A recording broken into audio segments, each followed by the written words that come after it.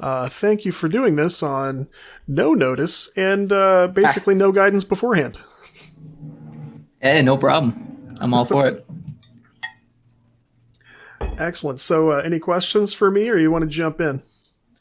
Nah, I don't really have any questions. We'll I do got it some on the fly. notes. Yeah, well, I mean, I'm like I'm the most organized I've been in like I don't know forever.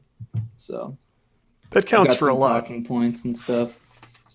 I've even got some notes on community development. I know that I never got around to making that video. I'm still planning on making it actually pretty soon here, so might want to That touch on that too.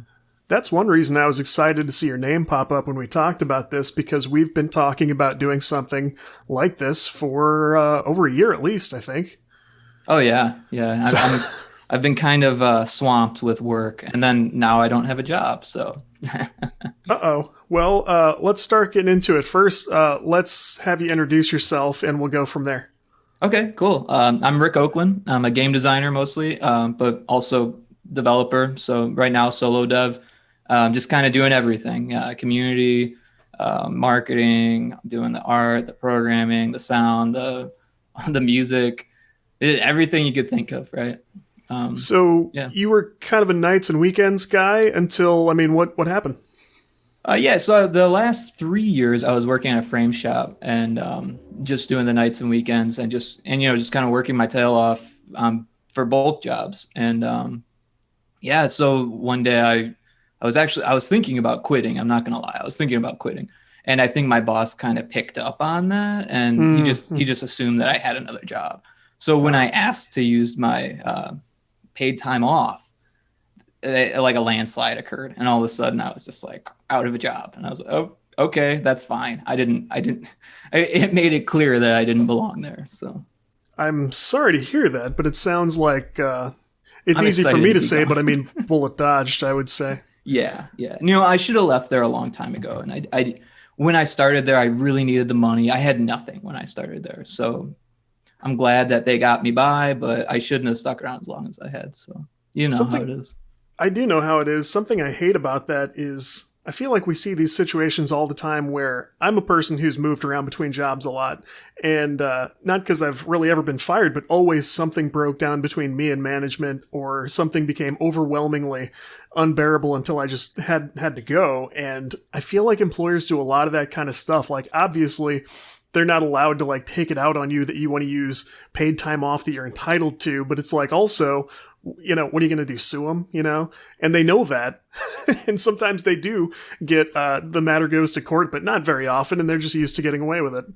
The So owner is a pretty rich guy, so no chance, right?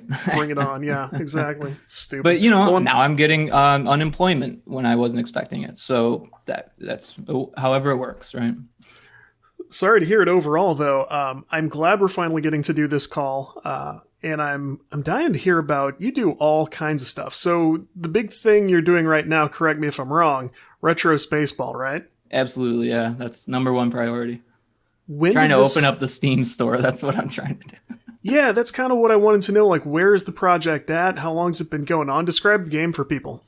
Okay, yeah. So it's a vertical shooter combined with pinball. So it's kind of unique. As far as game design is concerned, it's been a challenge.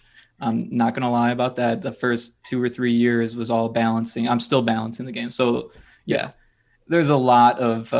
It took a while to understand for me to understand the core mechanic, which is essentially moving the ball from the bottom of the level to the top of the level. You wouldn't think it would be that difficult, but there's actually a lot to this game. It's mostly because of the amount of physics that are going on in it. Right, I'm shooting bullets really fast at a ball who's trying to fall to the bottom of the level. So there's a lot of just like bouncing around that occurs, and you could imagine colliders and stuff. They don't always do what you expect.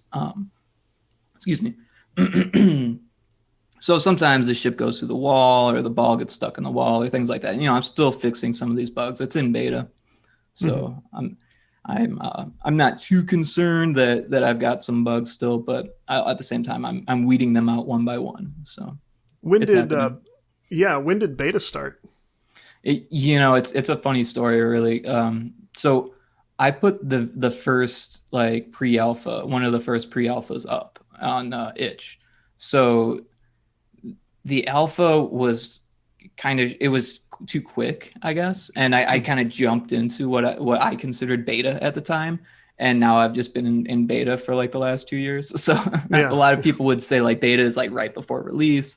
It's like, it's a term that people recognized at the time. Now I think people understand demo or Kickstarter or whatever there's so many different terms you could use. But when I first released the beta a couple of years ago, I was like, well, it's a beta. So it's better than how it was, Yeah. And I mean, itch seems like a good place for what I'd kind of lump all those concepts into a sort of work in progress category. And itch seems like a really good place to build out your game. I mean, I've done smaller versions of this also, but it seems like you're making really good use of the itch system. I like the page for this. It looks really cool. And I like all the graphic design stuff you've done to promote the game. Thank you. I feel like the game's cover photo gives you a really good feel for what you're going to get, which is... I appreciate that. It's kind of a nice change of pace, because sometimes you have no idea from like a store page what you're getting into. But this is, if you picture pinball games and, space shooter type spaceship games, those are both deceptively complicated projects on their own, and you've decided to tackle the hardest parts of both, which it seems to me like that's created new issues, I'm sure, just from the combination. And I don't envy the development you're doing, and I'm not surprised. This has been a work in progress for a while. So you can tell from videos that this can't be easy to work on. It's kind of funny. I mean, I've been doing this a long time, and I'm still making a lot of mistakes. And that just goes to show that game development is difficult. And everyone's got a different path, and everyone's going to learn different things at different times. And if I had worked in AAA right out of college or something like that, maybe I would have picked up on other studios making these mistakes that I'm making. But at the same time, the mistakes that I'm making, I don't see them to be as detrimental as a big studio might, because I'm learning from them, and then I'm taking what I'm learning, and I'm either pivoting on it or focusing on a new way to make it work. And it's been working well for me. I'm seeing exponential growth, and I've been seeing it from the start. So when I hear people talk about like, oh, I'm not seeing growth, it's like, oh, that kind of sucks. But at the same time, I'm doing a lot of effort to get that growth too. It's been a job for sure. What's the player count like on the itch side? I mean, give me a ballpark. I actually have a timeline right here. So it's kind of funny, right? I'm going to keep saying that because the whole story is a little funny to me. But nothing's ever normal in game development, so yeah, it's weird. It's a little weird. But there was a web build that kind of just like shot everything. People play web builds. They do, or at least they did a couple years ago when I first put it up. So people were playing it in this super early state where like the game was. I mean, the bullets were moving really slow, it was a challenge just to not die from the lava at that point. And so when players were getting mad, I would like fix things and work around what they were getting upset about. And that's actually what made the core so like worthwhile today, is that every time someone like stumbled and hurt themselves, metaphorically, I went and I like patched the hole, you know what I mean? And I feel like a game like this really requires that, where a lot of indie games are doing the opposite, where they're like, oh, well, I have this grandiose idea of my own, and if people don't understand it, that's because they don't understand my art or whatever like that. And I'm not really looking at it at that angle at all. I'm looking at it as like, I came up with the design idea because I thought it would be cool, not because I thought other people would think it would be cool, right? But other people are playing it. I'm not making it just for me. I mean, that'd be pretty boring. Right? I mean, I love the game, but it's a lot of work. It's not like I'm having I'm having a great time. I am, but it's not like I'm like, oh, I'm just playing games all day, Right. So I would like for other people to feel that way playing my game. If I can't, someone should. But yeah, you mentioned numbers, and I didn't mean to avoid that. The first year or so, it was the MAU was all under 100, right? That's the monthly average, or is it average? Yeah, monthly average users, right? I think that's what it stands for. So that the like in a 30-day period, there was less than 100 people playing in any given point in the first year. But then at that point, what happened was pirates took my game and put it on their websites. And that really boosted the numbers, which is it's really weird because then things started happening to the what is it the DAU per MAU, right? So you started to see dips in that where people were finding it on the pirate sites and because they were playing it, but they weren't coming back to it. But luckily Itch actually fixed some of that where if you go to those sites now, it directs you back to Itch, which is kind of cool. Yeah. But then there was another spike about a year later so the first spike, what do I got here? It was, where did I write it? I wrote it in two different spots. Sorry about that. Okay. So we have 370 MAU during the first peak, and that was May 2019. So yeah, 370 people in a 30-day period playing it. So that's what it came. The first build was in November of 17, so just over a year or so after release. That was the first beta, and then once I put in versus mode, there was another spike. A matter of months later, in March of 2020, and that was 475 at its peak in a 30-day period.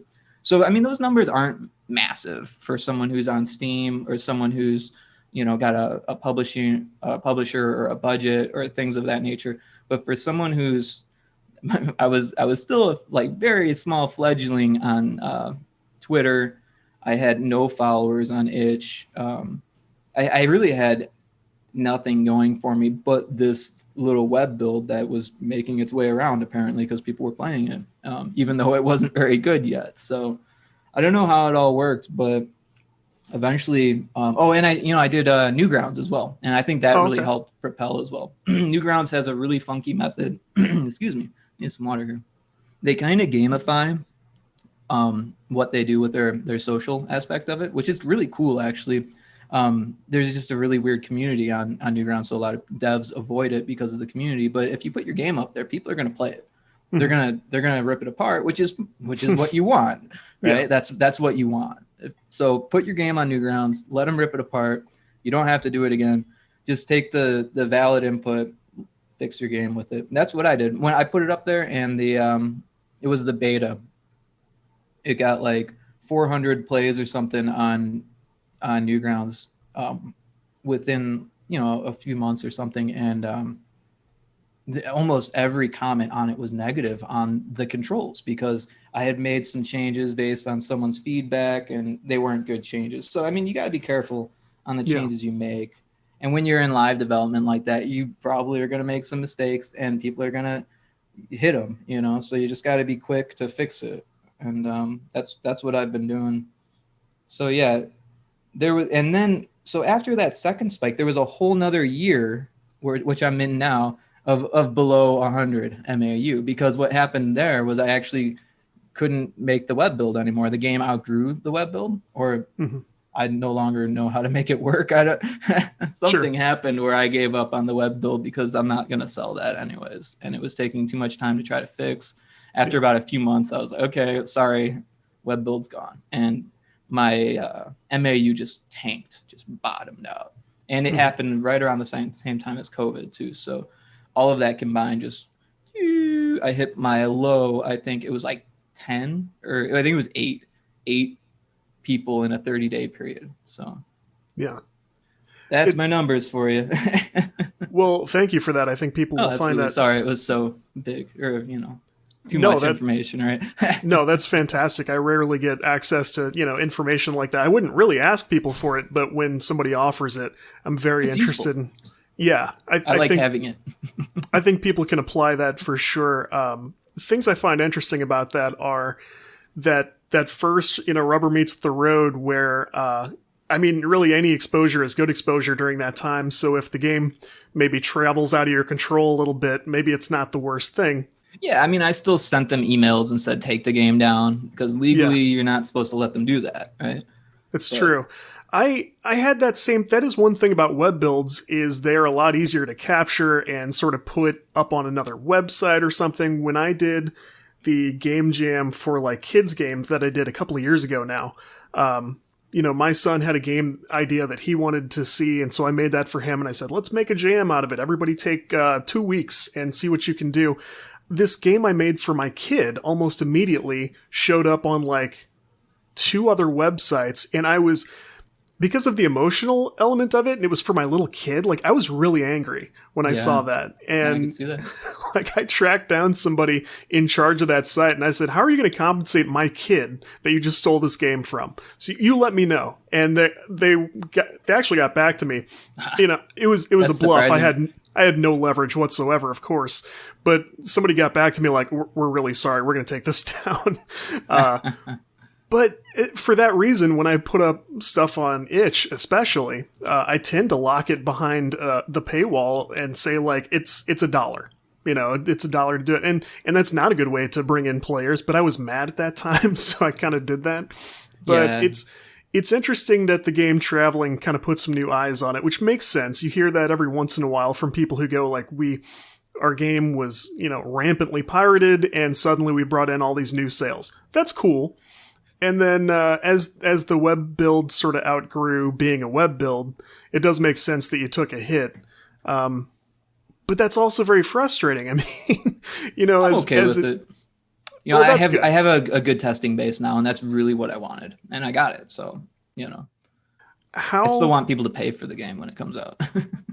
Yeah. Oh, yeah, for sure. And I mean, how close do you think you are to that Steam sort of full release? I would love to say within the next 2 years that I would have a full release out, but who knows at this point, right? We'll have to see. That's I could end up with another job soon here, maybe sure. not. It doesn't. We don't know. We'll just have to. It'll be done when it's done, right?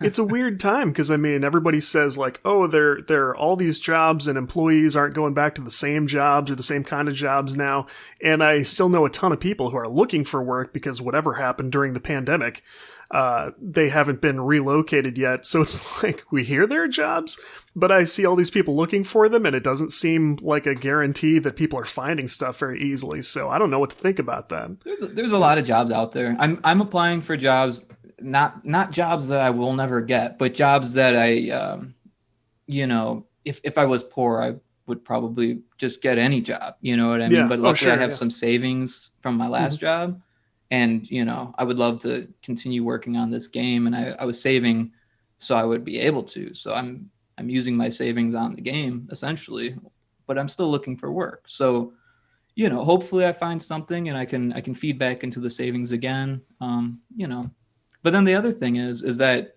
retro Spaceball is kind of gearing more like an esport now with the versus mode and stuff. It's people are looking at it more like, wait, that could be an esport. So I mean, if I were to go the route of like a Kickstarter and a online multiplayer type thing, there is a chance that this could be something of a Rocket League type scenario where it Yeah. becomes a full-time job.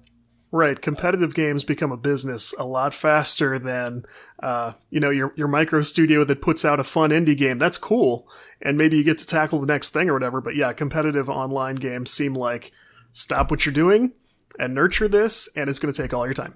And honestly, I love retro Spaceball. So if this was going to happen to a game, I would so prefer it to be this game than some other game that I just like happen to be messing around with. You know what I mean? So Yeah, that's what I'm shooting for with this project. If it doesn't go that way, I'm not going to try to force people into that. I'm just going to go with what people are feeling, because I have other projects I'd like to work on too. So yeah. I have more in the books. I've got the notebooks full of ideas. So It's got a very cool retro appeal. It looks perfectly well in its place in the '90s, and which thanks. is cool. And to add a competitive element to that, it's like that kind of fills a little bit of a gap that we don't have much to fill with. So I kind of like that, and I I'm hope having that fun does with take it. off that way. I appreciate that. I really hope it does too. I'm having fun with it still, you know. And honestly, I haven't really changed the versus mode all that much up until like today. I just started making some major changes on it in like the last year, and I'm still playing it and having fun with it. So I mean, that to me right there says a lot, because you know I get kind of bored with things kind of quickly if I don't really enjoy them. So there are people who make games like this who are less technical, and it's more approachable for them to do. I know that's not you, because you've done much more technical development than this. So, I mean, what tools are you working with? Are you working with a more advanced engine, or what do you do? for this one, this is just Unity and Sprite. That's pretty much all it needs. I can't think of any other. Oh, Ableton. I am a music guy. I've been a music guy before I was in games, right? I mean, don't get me wrong. I was probably designing levels on paper at the same time that I was picking up music and stuff. But I was in bands and stuff, you know, and I love making music. So I had already planned on making video game music long before I could make a game. Nice. My So streak continues. yeah. All my guests have been musical for like a month and a half or something now. It's So, just such a great medium. It really yeah, is. It's like drawing a picture, but with air pressure. exactly. Like that. And So yeah, I did buy this fancy MIDI controller. I can show you here, and Ableton, which Ableton is not cheap for anyone who knows. So this is the MIDI controller here. Ooh. So that was not cheap either. They're both actually about the same price. They're about $800 a piece or something like that, I think. Yeah, that's up there. But Ableton came with the suite, which has all the built-in plugins and stuff. And some of these plugins are like $200 if you buy them on the street. So yeah, it kind of pays for itself. Do people buy a lot of plugins on the street? On the street, yes. That's where you get plugins. Right? Out of a trunk. That's what I picture. Yeah, no, it came out the back of a truck. Get them while they're hot, yeah. That's funny. The last musical purchase I made like that was, I'm looking because it's across the room over there, is it looks like a pretty nice keyboard, but it came from Guitar Center, and it was about like $99, and it came with like a miniature version of Ableton. With not physically miniature like I'm presenting here, but no, the express version. Yeah, I know what you mean. Yeah, live or something, but that was cool, and I like the sort of keyboard experience, even though I'm not an experienced keyboardist. That's still, during a game jam, it's a really cool way to just crank out notes and sort of lay the groundwork for whatever track you're working on. And that software is actually really useful. I mean, compared to the suite, it seems weak because it doesn't have all of these MIDI stuff. But if you're doing just recording stuff, it's great for that. And it's probably maybe $80 or something like that. Yeah. I think for something, you know. And it usually comes with an instrument. That's how I got it. Right. Yeah. So I'm a fan of that too. So that's something for people to check out if they're looking for that kind of thing. This doesn't have to be a complete topic change, but I'm dying to hear about your experience working on Dodge People. Oh, Dodge People. Yeah. So that was it Global? I think it was Global Game Jam. 20 something, 2019, I want to say. No, 2018. I don't know, one of those years. So yeah, that was the University of Advancing Technology. They had their group, and I had been to one there previously, and so I was going to IGDA meetings, right? You know, the IGDA, and unfortunately, they haven't started back up yet. I'm hoping they will soon. But yeah, so I had gotten some people to come with me to the next one, and we formed a team, and we made Dodge People there. So I wasn't doing a lot. I mean, don't get me wrong, I was doing a lot of the modeling and the sound, and I was doing stuff, but the ideas weren't all mine. So I can't take full credit for Dodge People. Actually, Liza Nipsher came up with the idea, and she's a dev as well. She's really cool. She's got this cookie gardening game that she's working on now. It's a VR kind of thing. Nice. But yeah, she was working in VR and had a VR headset, and she's like, well, let's do it in VR. I was like, let's do it. You know, we had other people, and so we just all decided, yes, Dodge People. This is the game that we're making. And then there was someone that worked at Sony there who was judging. and he really liked it because he had tested the Sony VR, and he was telling me about how they couldn't get it to work and stuff. And the fact that we got something working in 72 hours was just amazing to them. And then it was, not polished, but relatively polished for a game jam. It was playable. So a lot of the people's, like within the building weren't playable when the 72 hours are up, because a game jam is difficult, Yeah. And the first one I did there wasn't playable after I've been lucky with game jam. So I have 2 playable game jam games.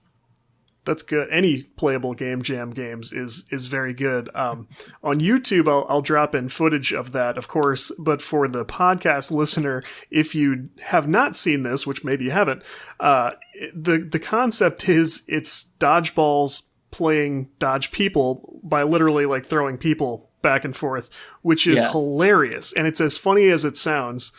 Like reverse dodgeball. Reverse dodgeball, and it was just the perfect joke for me. It cracked me up forever when you tweeted something about, I don't know how it came up, but you showed it to me and I died that day. Extremely funny. And sounds like something I do. More people should know about dodge people is my my stance. But this is pretty funny. That's kind of what I mean. Like, you've been involved. I did the voicing on it too, the voice acting. Right. That is awesome. There's one point where someone else told me to write the line. I didn't write the line, but the line is, "I have a family." So when you're throwing the guys, like, "I have a family," and it sounds just like that because I did the voice. So classic. I love that. So awesome, humorous project under your belt, and like I said, fairly technical stuff. So I mean, you could be doing just about anything you wanted to work on with those skills, and you're choosing to do retro Spaceball, and I think it shows. I think it's a very nice looking retro game, and I haven't played it myself yet, but the videos seem to be very, you can get a sense of the gameplay from watching the clips and stuff, and it's very cool what you've accomplished so far. So I think a lot of people... I'm interested to hear what you think when you play it. Yeah, and I'm going to be playing it as soon as possible, but I think a lot of people would have abandoned this project when they actually started to combine the 2 gameplay elements and tackled those technical issues we've already discussed. That first curveball was a rough one when I realized that the game wasn't just good for being a game. Yeah. It's like... I've had versions of this where I was like, what if I combined this with that? And I slammed them together and went, nope, don't want to deal with that. That's what it felt like. But, I was really new to like just solo development, right? Mm-hmm. I had done team stuff, and I had done solo development by myself, right? This was the first time I'd done a solo project and put it online. So I was really excited that people were playing it. So I just wanted them to keep playing it at that point, right? I was like, oh my God, someone played my game. Yes, I'm going to make it better. They hate it. I'm going to make it better. So they play it again. I'm going to give it back. And then I did. I'd email them a week later, be like, hey, I know you hated it, but I made it better. And then they'd play it again. And sometimes you convert people. It's so cool because I've talked to a few developers with that approach who do get the nasty comments or the critical comments, whatever it is. Some people do it nicely and some people don't. But the ones who take that and go, first of all, what can I filter out of this and, get the little nugget of truth or constructive feedback out of this, and they address it, and they will go back to that person. I can think of 3 people, including you. The others are Ryan Engel, who does Topgolf's VR game, Thomas Kildren, who works on a VR. They've both been VR developers, but the ones who go back to those people and go, here's what I did, and I'd love to hear your feedback now. Those turn into super positive experiences usually. Yeah. And the games make leaps and bounds. I don't think everybody has the courage to do that. Like, there are situations I wouldn't have done that, It's that thick skin, everyone talks about. If you don't have it, it hurts, but you develop it over time. So, and I mean, starting on old school gaming websites as you kind of have like Newgrounds, I imagine you get kind of the best and the worst of feedback and players. Oh yeah, absolutely. I've seen it all at this point. Nothing surprises me, and I think that helps. you know, because it helps me to put myself beside, because I am attached to it. It's impossible to say that I'm not. It's everything that I do right now. It's pretty much everything I'm doing right now. So yeah, I'm attached to it, but I can put myself to the side for the sake of the game. That's just what you have to do. What other kind of teamwork have you done other than dodge people? Oh yeah, you know, I just realized that something that I was working on when I started Retro Spaceball actually just got released. It's called Today Is My Birthday. Now, this is another funny story, besides just a funny title, because that is a funny title. That is. So this project was a fiasco, and I'm not credited on it. And I had to talk to the publisher to get my logo pulled from the title. Oh, this sounds like a good one. It was a doozy, man. This studio, man, the lead, he wouldn't let anyone play the game the whole time during the development. In fact, we didn't do any internal testing, and he gave it to influencers without internal testing, and it bugged out on the influencers. Oh. I was looking for that video to show a network of mine, and that's when I realized the game is released, and I couldn't find the video anymore. Holy crap. But yeah, the game doesn't look very good. A lot of the assets were like either free assets or like sourced, or they paid people for the stuff they couldn't source. Some people got paid and some people didn't get paid. So I was kind of the one person with all of these people who weren't paid that could actually say like, hey, my art's on your website. It's right there. That's my art. And right. They're like, no, we removed all of the assets. We removed all of the unpaid assets. I'm like, then why is my logo on the website? You know what I mean? And the publisher's like, I don't know. That's not our deal. So we'll take it down. And then the game was down for a few months, and then it was back up. So, I mean, I don't mean to sound like I'm a stick in a mud type of guy, but like, you know, there was someone who had worked on it for EA that was in this group of people. It was mostly small time indie people, but yeah, you know, you don't treat people like that. You just, you know, the thing was that we had multiple crowdfunding solution or situations that were failures, and he's like, oh well, crowdfund's over, we're just gonna can everything, everything's gone, disperse, right? And then he found a publisher and got funding with all of our assets. What in the world? Yeah, so I mean, but you know, it comes with the territory. You know, I was working with people that I met on Discord, and like honestly, I didn't really have a lot of faith in the project, so I wasn't doing a lot of work for them either. The one thing that I did that I didn't get any credit or any pay for was I did the concept art for like one of the main like bad guys in the game. So my concept art got used. They made a model. They didn't go with my model. They chose a different modeler for that, but they did use my concept art. Mm-hmm. So I couldn't have that pulled from the game. You know what I mean? Right. So I mean, that turns into effectively your design. Oh yeah. Well, my concept, right? But yeah, the writer didn't get paid. Wrote the entire game, didn't get paid. I'm still friends with him. I think the lead voice actor got paid, but you know, it was just like I said, it was a dumpster fire. Excuse me. And at a point, I realized that I was just watching it just to see if I could learn from it somehow. Yeah. And I did. I learned from it. It was disturbing, but I learned. I mean, the nature of collaborative projects in game development, that's why it's interesting to me when I talk to somebody who has managed to work on a couple of teams.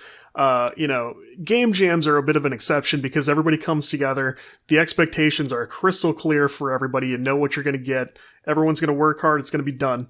Those are perfect for that, for learning how to do a team thing.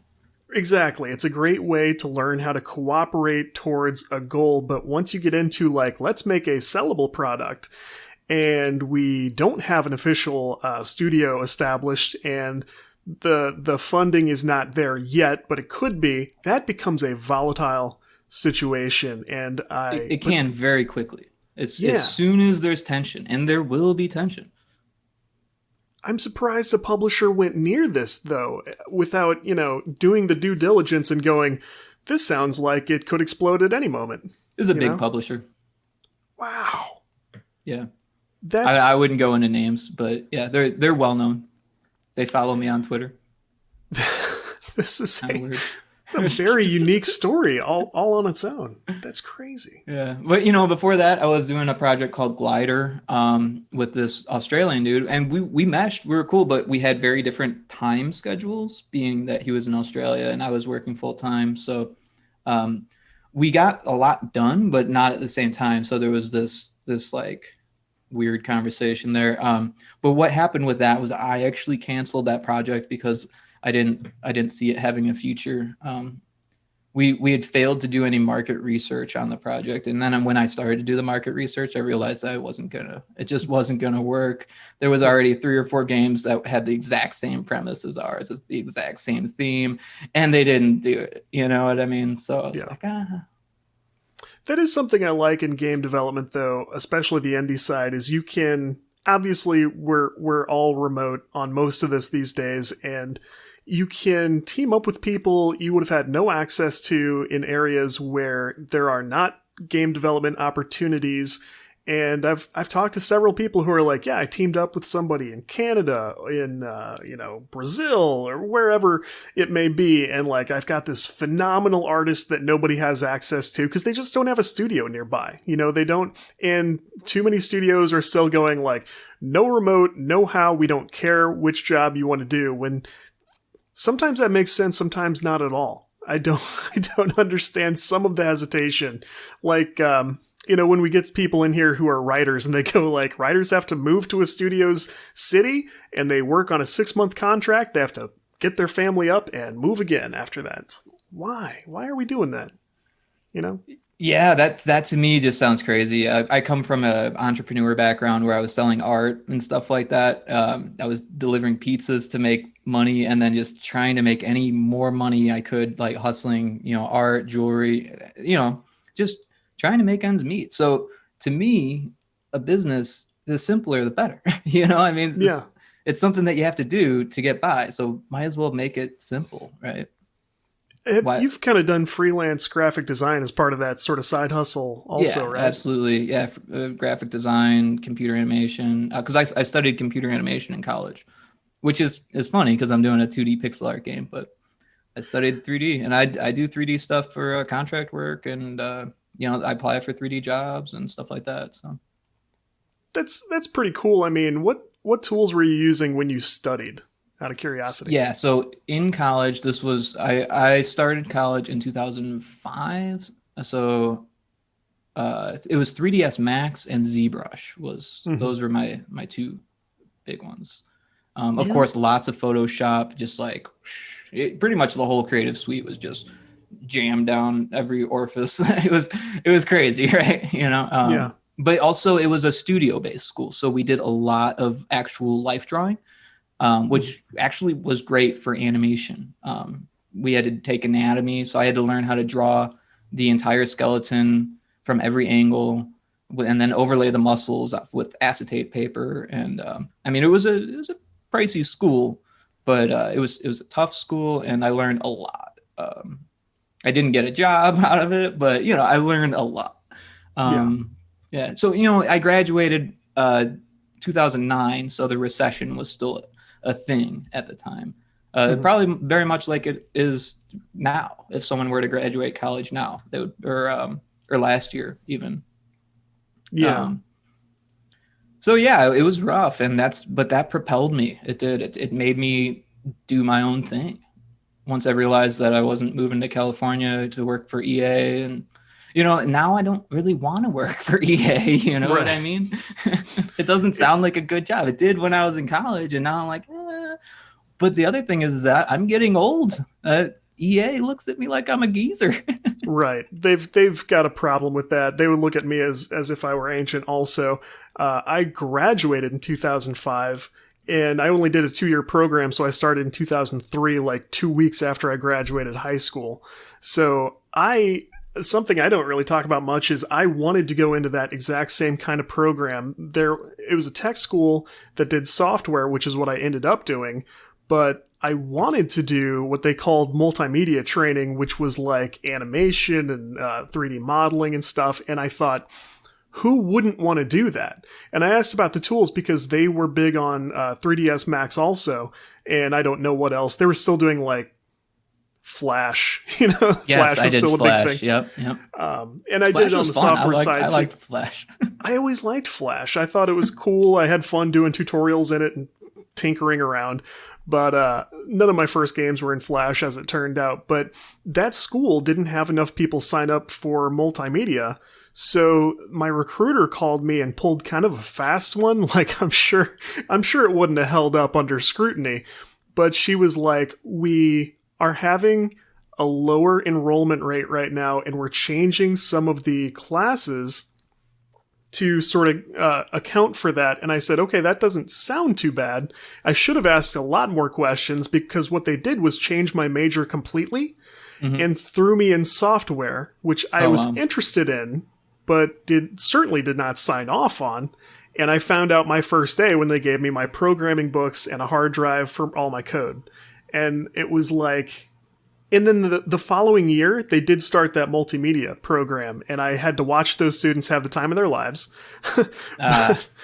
But like you, I don't think I would have found work out of school if I were doing multimedia stuff without relocating. I would have had to move. It's like what you said. Who wouldn't want to do that? Exactly. I've taught myself as much of that stuff as I could since then. I'm okay at it. I'm not going to grab any tech art jobs because, in part, again, now that there are a few remote opportunities, I am still quite an old man here at going on 36. So it's, I get it. I understand. There are always going to be younger people going like, yeah, send me to LA. Good for them. I'm happy now. And when I hear something like some studio needs some remote help, I just think I'm probably okay. I'm probably good now. Yeah, I mean, it depends on the studio. And some of these indie game studios are starting to look more like AAA studios, It's just one of those things. So there's always choices, Yeah.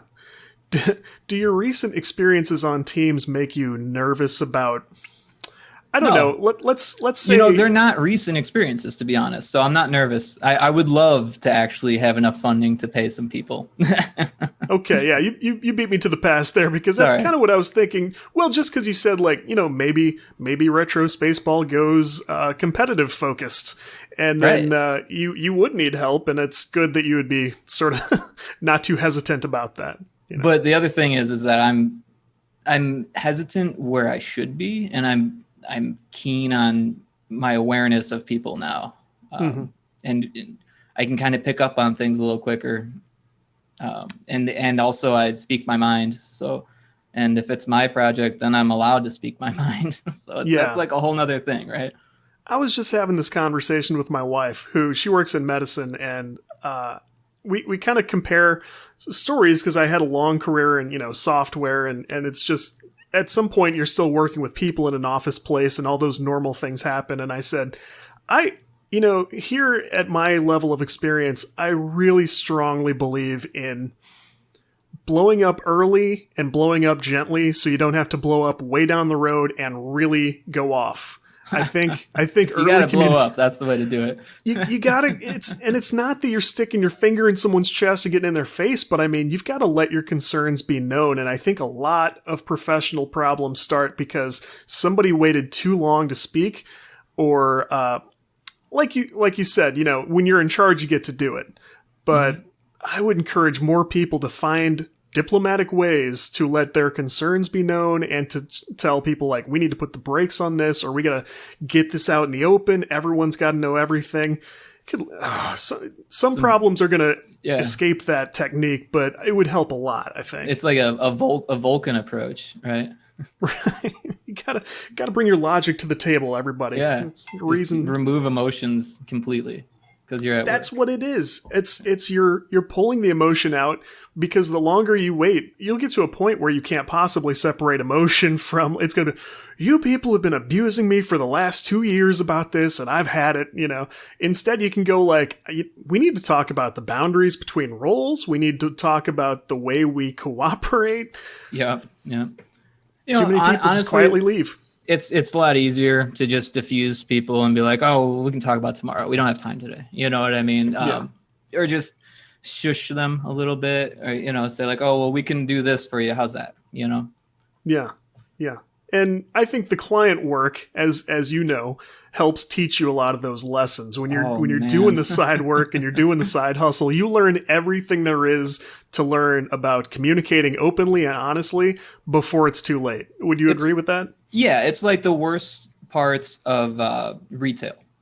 If anyone has any retail experience, it's like some of the worst aspects of retail that are just so in your face. They're unavoidable when it comes to commissions or contract works with small companies.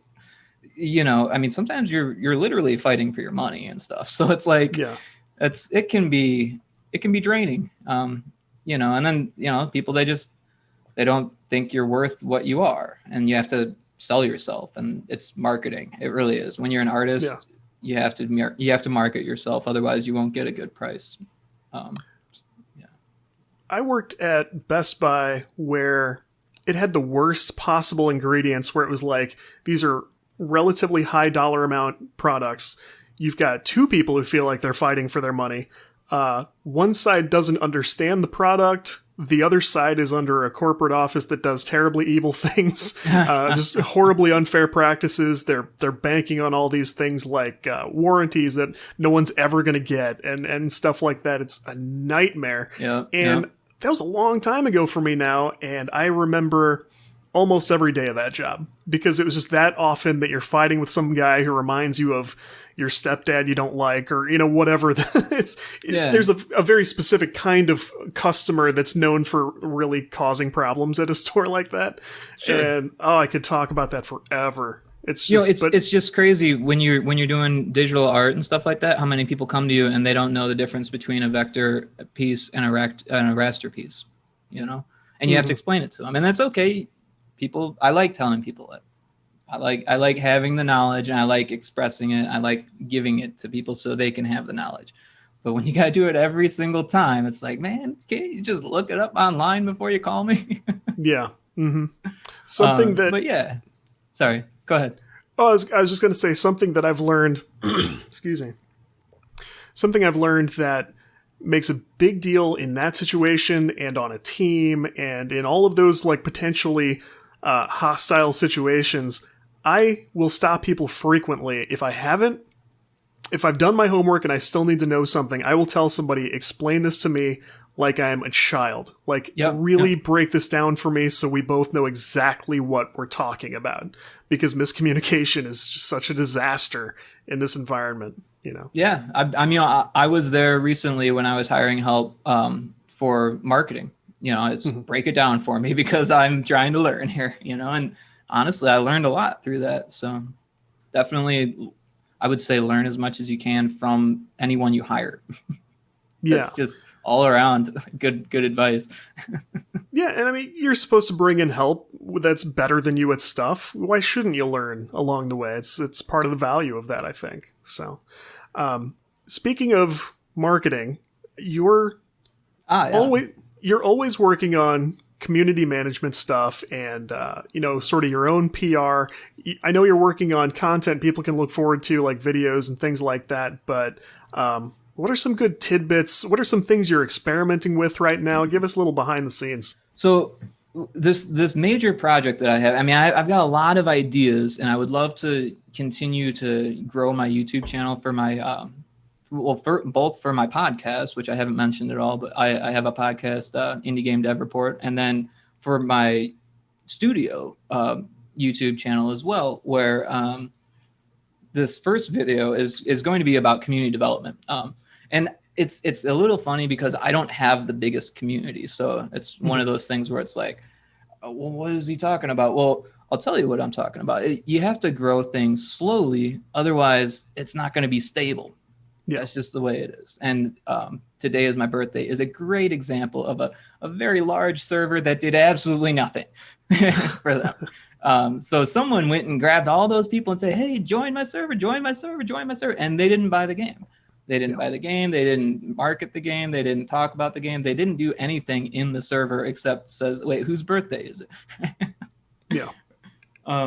So that's one of the things is to not do that, right? Don't go grabbing everyone. I mean, maybe it's a good thing to do. I haven't done that. I haven't done it with my server. So maybe that's why my server is not as big. But the people that are in there, you can actually talk to them and they actually respond, or most of it's actually in DMs. I don't know. I think it has something to do with my community being somewhat shy. I think my community is just kind of shy. And that's okay, because I get 3 or 4 different people DMing me about pretty much the same. It could be the same conversation, but it's coming from different people, and people feel more comfortable with that. So I'm okay with that. So that's another tip, is that you should just kind of go the direction that your community goes. Don't try to force it, corral it. It's a little like herding kittens at points, but the kittens know where the fun is. So, I mean, let them have the fun too. You know what I mean? And you can try your best to keep things on brand, but you can't be afraid to go a little bit off brand. Like I have one channel in my Discord where people can just post pictures of retro aesthetic stuff. Nice. Completely outside of video games, like a boombox that you had when you were a kid. And everyone would be like, I had that boombox too, or I remember that boombox, or, And it's just one of those things that you can do to make things fun. Other things like events, right? I don't do a whole lot of events on my server, but I'm involved in servers that do events. Actually, there's one today for the Tucson game server. I'm not in Tucson. I'm in Phoenix, but the Tucson server is so much better than the Phoenix server that I'm attending their meetings and stuff, because they're all where online. the fun is. So yeah, why not, right? Yeah. They have a great guy talking about what is it? Like code and stuff. Reconfiguring your code and stuff. So I mean, that sounds like something I could do. Yeah. Or learn from. So anyways, on a little tangent there. So basically, there's going to be 4 chapters in this video, and the first one's basically about setting up foundation. The second one's going to be all the different kind of community roles that you can look out for. Not so much like roles like Discord roles, but some of the roles would be like a lurker, the people who actually chat, the people who help other people, those types of people. Interesting. Yeah, so you would identify them and then kind of facilitate their goals, right? To help them achieve what they're trying to achieve out of your server. So chapter 3 would be all on superfans, which is one of the roles. I'm not sure if you're familiar with the term superfan. It's a pretty well-known term though. Yeah, you basically turn your fan, or your fan that's kind of becoming your friend, into a major supporter, possibly a moderator, someone who can really amp things up, or just help you have fun at what you're doing. Stan Lee called them the true believers. yeah, true believer, exactly. So you have to nurture them. This is like a garden. And then the 4th chapter would just be a bunch of different methodologies, which is kind of the tips that you're asking for. One of the greatest tips, I think, is to take notes on Discord, right? There is a little section in the profile where you can actually write about the person you're talking to, and they don't see it. I love that.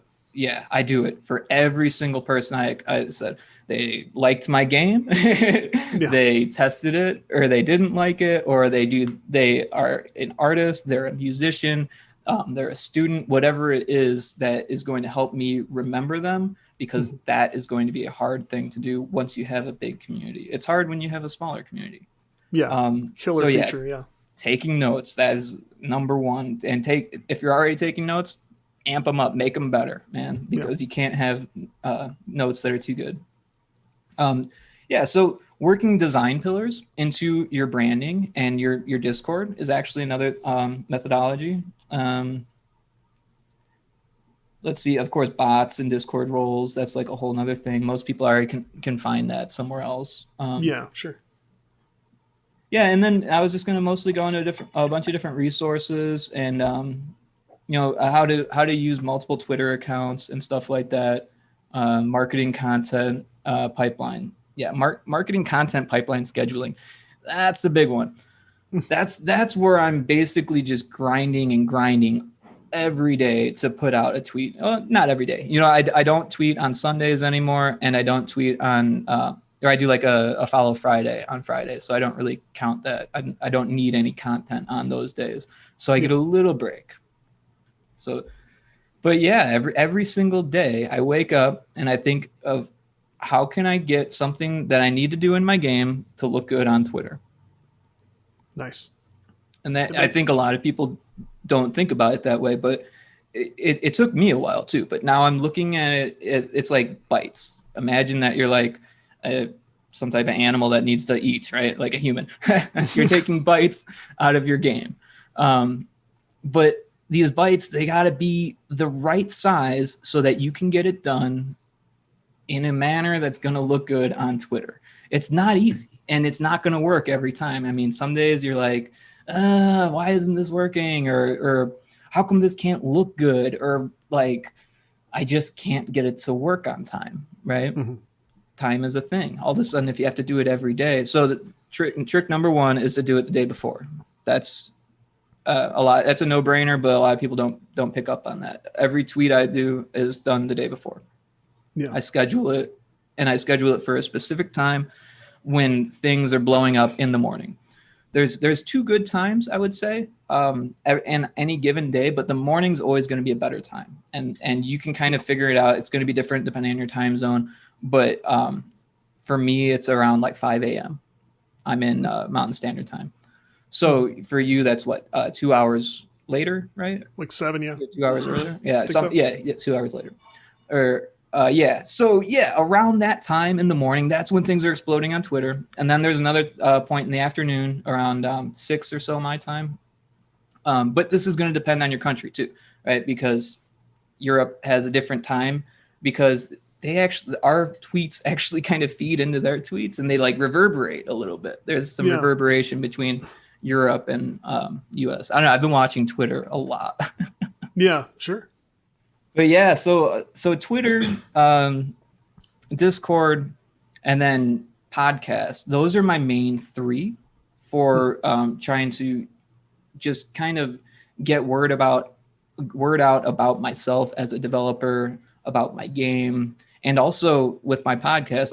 I'm doing. It's not just like retro Spaceball podcast. This is a podcast about other indie games, and I happen to mention my game every once in a while. Yeah.